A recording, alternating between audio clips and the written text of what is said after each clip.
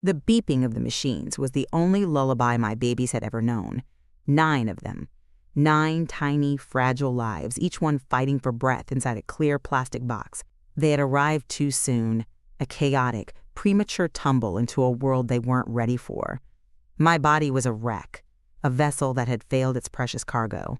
But as I stood there, my hands pressed against the cold glass of the NICU, my heart swelled with a love so fierce it was a physical pain. NMY husband Marcus stood beside me. But he wasn't looking at our daughters. He was looking at the medical bills clutched in his hand, his knuckles white. The air around him was frigid, sharp, with a contained rage that was far more terrifying than any shouting. "Do you have any idea what this is costing?" he whispered, his voice a low, venomous hiss. "Each one of these boxes is a fortune. Every day they're in here, we're sinking." I couldn't tear my eyes away from my smallest daughter. A tiny thing with a fuzz of dark hair, her chest rising and falling with the help of a ventilator. "Marcus, they need this," I pleaded, my voice hoarse from unshed tears. "They're fighting. We have to fight with them." "This isn't a fight," he snapped, shoving the papers toward my face. "It's a waste. A bad investment." NTHE cruelty of his words struck me like a physical blow. A bad investment? Our children? Before I could even form a response, his anger overflowed. His hand shot out and he didn't slap me, he backhanded me across the face. The blow was hard, deliberate, meant to punish. My head rocked back and I stumbled against the incubator of one of my daughters, causing the machine to beep erratically. A nurse rushed over, her eyes wide with alarm. NBUT, the physical pain was a distant echo to the shattering of my soul. He hadn't hit me in a fit of passion. He had hit me for wasting money. He had hit me because our 9 premature daughters were a financial liability. In that sterile, quiet room, surrounded by the fragile lives I had created, I finally understood the horrifying truth. For him, this was never about family. It was a business transaction. And in his eyes, I had just delivered 9 very expensive failures. This is the story of how I learned that my husband's heart was made not of flesh, but of numbers on a spreadsheet, and how I made him pay the ultimate price. If you believe a child's life is priceless, support my story by hitting like and subscribing. Let me know in the comments what you would have done. Now let's go back to the beginning of his twisted plan. The merger in our marriage wasn't a romance. It was a merger. I just didn't know it at the time. I met Marcus Thorne at a charity auction. He was older, impeccably dressed, with a reputation in the financial world that preceded him. He was known as the architect for his ability to structure complex deals that made fortunes overnight. He exuded an aura of power and control that was both intimidating and intoxicating. Nye came from old money, a family whose name was respected, but whose fortune had been dwindling for generations. I was the last of the line, an artist with a portfolio of paintings but no head for business. Marcus pursued me with the same focused intensity he applied to a corporate takeover. He didn't woo me with poetry, he impressed me with strategy. He spoke of combining our assets, his financial genius, and my family's legacy and connections. He called it a perfect synergy. NMY family was thrilled. They saw him as our savior, the man who could restore our name to its former glory. "He's a good man, Amelia," my father told me. "Practical, stable. Love is a luxury, but security is a necessity." I mistook his calculated courtship for a deep, serious form of love. I believed his desire to provide for me was a desire to care for me. I was a lamb, being led to a very gilded, very comfortable slaughter. NWE were married in a ceremony that felt more like a contract signing than a union of 2 souls. Our home was a minimalist mansion, curated to reflect wealth and status, devoid of any personal warmth.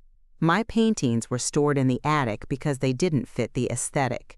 My life became a series of carefully managed appearances at his side, smiling silently as he networked. The plan for children was introduced like a new business venture. Marcus didn't talk about wanting a family. He talked about securing the Thorne dynasty. He wanted heirs. plural. He had it all mapped out on a timeline, slotted between market projections and 5-year growth plans. When we struggled to conceive, he didn't offer comfort. He hired the best fertility specialists in the country. My body became a project, subjected to a relentless barrage of hormones, procedures, and evaluations. My monthly cycle was tracked on a shared spreadsheet. Throughout it all, he was emotionally absent. He was the CEO of Project Air, and I was his underperforming asset. There were no gentle touches, no words of encouragement. There was only his frustration when another treatment failed, his impatience, a cold weight in the air between us. I felt like a failure, a machine that couldn't perform its one essential function. I was so lost in the fog of hormones and shame that I didn't see his obsession for what it was. Not a desire for a child, but a desire for a legacy, an heir to inherit the empire he was building. Love was never part of the equation. It was a variable he had deemed irrelevant. The high-risk portfolio NTHE day the doctor told us I was pregnant with non-uplets was the first time I saw genuine emotion on Marcus's face. It wasn't joy. It was the triumphant gleam of a gambler who had just hit an impossible jackpot. 9 potential heirs. 9 chances to secure his dynasty in one fell swoop. NMY reaction was terror. The doctor spoke in grave tones about the astronomical risks. He explained the dangers to my health, the near certainty of a premature birth, and the low survival rates for the babies. He strongly, urgently advised selective reduction, arguing it was the only medically responsible path to ensure any of the babies, and I survived. And I looked to Marcus, expecting him to share my fear, to put my life first. Instead, he dismissed the doctor with a wave of his hand. "We will be keeping all of them," he announced, his voice leaving no room for argument. "We have the resources to manage the risk." Later that night, I tried to talk to him. "Marcus, did you hear what he said? This could kill me. It could kill them." NHE turned to me, his eyes cold and hard. "Amelia, everything in life is a risk-reward calculation. The potential reward here is immense. We will mitigate the risk with the best medical care money can buy. Don't be hysterical." NMY body was no longer a project. It was a high-risk portfolio, and he was the fund manager, unwilling to divest. My life and the lives of our unborn children were acceptable losses in his pursuit of the ultimate return on investment. NTHE pregnancy was a living hell. I was hospitalized early on, my body struggling under the immense strain. I was a prisoner in a high-tech medical suite, monitored around the clock. Marcus didn't visit to hold my hand. He came for progress reports. He brought in specialists not to comfort me, but to consult on the viability of the assets. He never asked about my pain, my fear, my crushing loneliness. I was an incubator, and my feelings were irrelevant to the production schedule. NTHE nurses would look at me with pity. They tried to be kind, but they couldn't penetrate the wall of isolation Marcus had built around me. I would lie awake at night, feeling the 9 tiny, fluttering movements inside me, and I would whisper to them, promising them I would love them, even if their own father saw them only as entries on a ledger. NTHE fear was constant. Every twinge, every ache sent a jolt of panic through me. Was this it? Was I failing?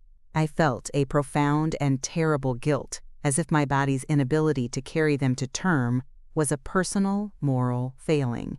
Marcus's detached, clinical approach only amplified my sense of inadequacy. He had invested in me, and I was about to deliver a damaged product. The day the labor started months too soon, I wasn't just scared for my babies' lives. I was terrified of his reaction to my failure. The cost of living in THE delivery was a blur of surgical lights and frantic, masked faces. It was a race against time, a desperate effort to save 9 lives that were slipping away before they had even begun. One by one, they were lifted from me, their cries terrifyingly weak, little mews that were barely audible over the beeping of the machines. They were whisked away immediately, tiny, impossibly fragile beings, rushed to the neonatal intensive care unit, and I didn't even get to hold one. When I woke up from the haze of anesthesia, the first person I saw was Marcus. He wasn't looking at me. He was on his phone, his brow furrowed in concentration. Tant Buanden. "Are they okay?" I croaked, my throat raw. "The babies? Are they alive?" "They're alive," he said, without looking up from his screen, "but they're premature. Extremely. The prognosis is variable." He said the word variable like a stock market analyst discussing a volatile commodity. Later, a nurse wheeled me to the NICU. Seeing them for the first time was a shock that jolted my heart. They were so small, their skin translucent, their bodies a tangle of wires and tubes. They were not the rosy, healthy babies from my dreams. They were tiny warriors, fighting for every breath. And my love for them was absolute, instantaneous, and overwhelming. I wanted to scoop them all up and shield them from the world with my own body. And Marcus saw something else entirely. He saw liabilities. He saw escalating costs. He saw a drain on his resources. NTHAT evening, he came to the NICU with a folder of documents. It was the first bill from the hospital. He stood beside me in that sacred, quiet space filled with the hum of life-saving technology, and he laid out the costs. The cost of the incubators. The cost of the ventilators. The cost of the round-the-clock specialist care. "This is just for the first 24 hours, Amelia," he said, his voice tight with controlled fury. "Do you see these numbers? This is unsustainable." Tears streamed down my face. "Marcus, what are you saying? They're our daughters. We have to do whatever it takes." "No," he said, his voice dropping to a venomous whisper. "You had to do what it takes. You were supposed to carry them to term. This is a mess of your making. Your body's failure is now my financial crisis." NTHE accusation, the sheer monstrous cruelty of it, left me speechless. And that's when he hit me. It wasn't a slap of lost control. It was a cold, calculated strike. A punishment for costing him money. A physical manifestation of his rage at his failing investment. And I stumbled back, my hand flying to my cheek. The nurse who saw me fall against the incubator rushed over. "Is everything all right here?" she asked, her eyes darting from my face to Marcus's cold, impassive one. "Everything is fine," Marcus said smoothly, tucking the bills back into his folder. "My wife is just emotional. It's been a difficult day." NHE turned and walked away, leaving me standing there, my cheek burning, my heart shattered into a million pieces. The nurse looked at me, her expression full of a question I couldn't answer. In that moment, I knew that my husband was a monster. He wasn't just cold or unloving. He was pathologically devoid of humanity. And he would not hesitate to sacrifice his own children, or me, to protect his bottom line. The fight for my daughters' lives had just become a war on two fronts, and the secret auditin. In the weeks that followed, the NICU became my home. I spent every waking hour there, moving from one incubator to the next, whispering to my tiny daughters, reading them stories, letting them feel my touch. 3 of them were strong from the start.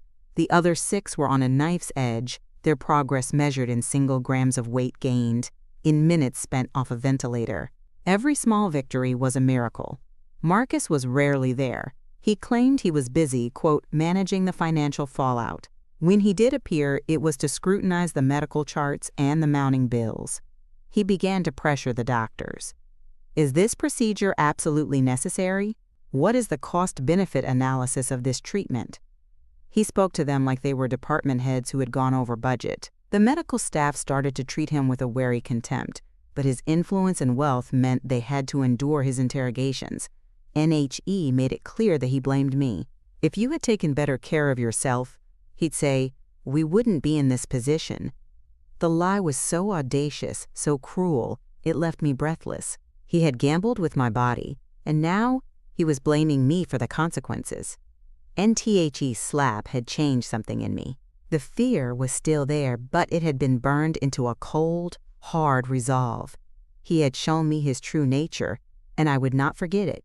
While I sat by my daughters, incubators, My mind began to work. He was a man of numbers, of assets and liabilities. He had audited my body and found it wanting, so I decided to audit him. NMY Rebellion was silent and digital. Marcus believed I was a technological illiterate, an artist who couldn't navigate a spreadsheet. He was wrong. I had managed my family's complex, albeit dwindling, estate for years before he came along. I knew my way around finances. His arrogance was my greatest weapon. From my sterile hospital room, using a tablet the nurses had lent me, I began to dig.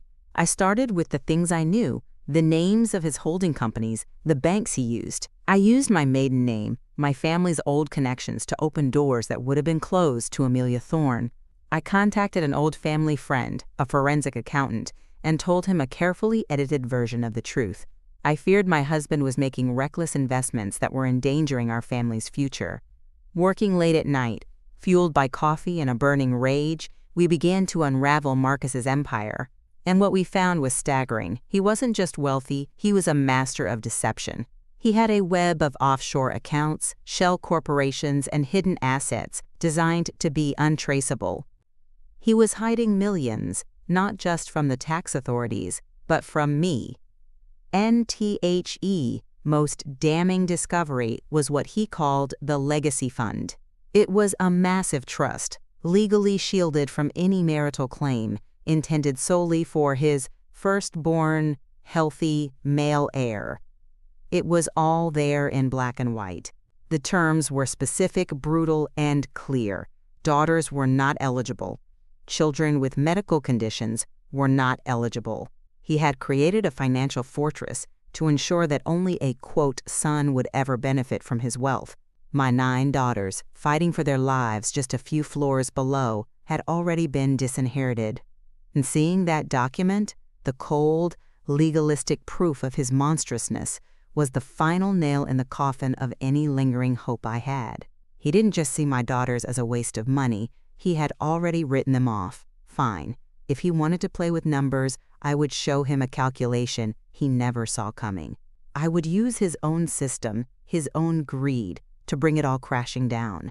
Assembling the Borden A man like Marcus couldn't be defeated by emotion or morality. He could only be defeated by a hostile takeover of his own life. I needed a board of directors for my secret operation, a group of people whose testimony and influence he couldn't dismiss. NMY first recruit was Dr. Evans, the head of the NICU. She was a brilliant, compassionate woman who had grown increasingly disgusted with Marcus's behavior. He had tried to intimidate her, to question her medical judgment based on cost. I approached her not as a victim, but as a mother, desperate to protect her children's future care. I showed her a single piece of evidence, the document for the legacy fund, which stipulated that children with medical issues were to be excluded. NDR. Evans read it, her face hardening. So he's trying to cut costs on their care now because he's already deemed them unworthy of their inheritance, she said, her voice filled with cold fury. This is unconscionable. She agreed to document every interaction with Marcus, every time he questioned a necessary procedure, every attempt he made to interfere with the medical care of his own children. She became my expert witness. Next, I needed someone from inside his world. Marcus had a right-hand man, a younger analyst named David, who he had mentored. I had always seen a flicker of decency in David's eyes, a discomfort with Marcus's more ruthless methods. He was ambitious, but he wasn't a monster. My forensic accountant discovered that Marcus was setting David up to take the fall for a series of illegal trades. Marcus was using the boy's ambition to create a scapegoat. I arranged to meet David under the guise of asking for financial advice. I laid out the evidence of Marcus's plan to betray him, showing him how Marcus was creating a paper trail that led directly to his desk. David's face went pale. I trusted him, he whispered. He was my mentor. He doesn't have mentors, David, I said gently. He only has assets and liabilities. Right now, he's decided you're a liability. I offered him a deal. Help me, and I would provide him with evidence that would not only clear his name, but expose Marcus as the true criminal. His loyalty to his mentor shattered in the face of self-preservation. He became my inside man, feeding me information about Marcus's hidden accounts and illegal activities. NMY final board member was my father. I had to confess the truth, the whole truth. The loveless marriage, the obsession with an heir, the slap in the NICU. He was heartbroken and furious with himself for pushing me into the marriage. His guilt quickly turned into a powerful resolve. He used our name to build his empire, my father said, his voice trembling with rage. It's time we called in the debt. His connections, the old money network that Marcus had so eagerly exploited, were now mine to command. He began making quiet calls to board members of companies Marcus dealt with, to regulators, to journalists, planting the seeds of doubt about the great Marcus Thorne. With my board assembled, the doctor, the analyst, and the father, I had the expertise, the inside information, and the influence I needed. The audit was complete. It was time to execute the trade. The hostile takeover NTHE day of the takeover was the day 2 of my daughters, the strongest 2, were finally discharged from the hospital. Marcus, in a rare display of public relations, had arranged for a photographer to be there. He wanted to craft the narrative, the powerful, benevolent father bringing his first children home. He stood beside me, a fake smile plastered on his face as he held one of the baby carriers. He was so focused on the performance that he didn't notice the storm that was about to break. And as we were leaving the hospital, a woman approached us. "Mr. Thorne," she said, her voice professional, "you've been served." She handed him a thick envelope. At the same time, across the city, my father was making his final calls. David, the analyst, was handing over a drive full of incriminating evidence to federal regulators. And Dr. Evans was submitting her detailed report on Marcus's medical interference to the hospital's ethics board and a child protective services agency. Marcus's smile vanished as he tore open the envelope. It contained the opening salvo of the legal battle: a divorce filing, a restraining order, and a lawsuit for full custody of the children, citing abuse and neglect. But that was just the beginning. NHI's phone started ringing, then buzzing incessantly. It was his broker, his lawyer, his partners. The news was breaking everywhere. A massive federal investigation had been launched into his financial dealings based on a tip from a credible whistleblower, David. His key accounts were being frozen. The boards of the companies he consulted for were calling emergency meetings. The story the photographer was supposed to capture, the loving father, was being replaced by a much juicier one. The fraudulent tycoon and abusive husband, NHE, looked at me, his face a mask of pure, unadulterated hatred. The fake charm was gone, stripped away to reveal the monster beneath. "You!" he hissed, his voice shaking with rage. "You did this?" "Yes," I said, my voice clear and steady, holding my daughter's carrier closer to me. "I did. I conducted a risk-reward calculation of my own, and I decided you were a bad investment." I turned my back on him, on the flashing cameras that were now capturing his public ruin, and I walked away. I didn't need to see the rest. A man like Marcus, stripped of his money and his power, was nothing. He had built his entire identity on a foundation of numbers, and I had just reduced him to zero. The true inheritance and THE fall of Marcus Thorne was spectacular and absolute. The federal case against him was airtight, thanks to the evidence David provided. He was convicted of fraud, money laundering, and a dozen other charges. His empire crumbled, his assets were seized, and he was sentenced to a long prison term. The man who valued money above all else would now live in a world where it had no value. NTHE custody battle was over before it began. The evidence of his abuse, his neglect, and his attempts to deny his children medical care was overwhelming. I was granted sole custody. The legacy fund he had so carefully constructed was dismantled by the courts, and its assets were placed in a trust for the medical care and education of the 9 daughters he had tried to disinherit. And in the end, all 9 of my girls survived. Their first year was a grueling marathon of hospital visits, therapy sessions, and sleepless nights. But they were fighters. We moved out of the cold, sterile mansion and into a sprawling, comfortable old house in the countryside, a house my father helped me buy. It had a huge garden where the girls could play and rooms that we filled with color, laughter, and love. NMY inheritance was not one of money, but of time. I dedicated my life to them. I watched them grow from fragile preemies into rambunctious toddlers, then into unique, vibrant young girls. Each had her own personality. Some were quiet and studious, others were wild and artistic. All of them were kind. All of them were loved unconditionally. NMY father became the grandfather they deserved, showering them with the affection they had been denied by their own. David, the analyst who had helped me, became a family friend, forever grateful for the second chance he was given. Dr. Evans still sends them birthday cards every year. We had built a new family, a true one, forged in a crisis and bound by loyalty and love.